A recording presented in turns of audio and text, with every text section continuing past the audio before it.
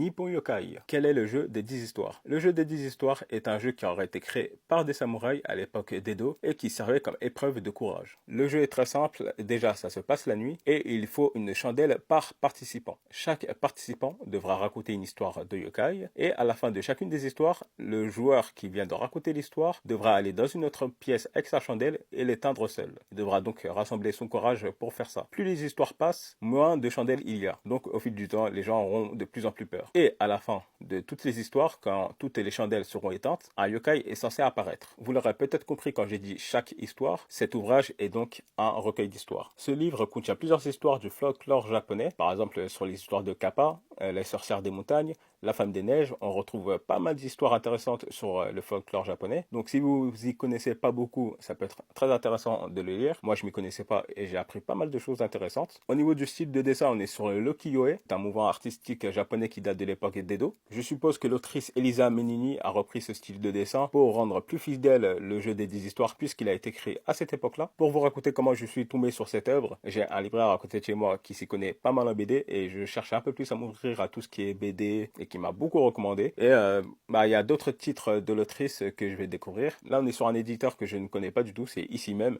Et apparemment, il faut des très beaux bouquins comme celui-ci. Il est à 30 euros et c'est très intéressant.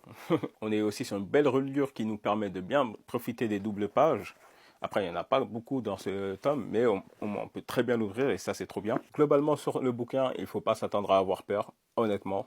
C'est très divertissant, c'est très intéressant, c'est même éducatif.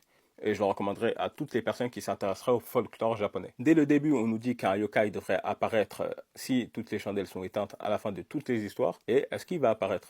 Vous le verrez si vous lisez ce tome.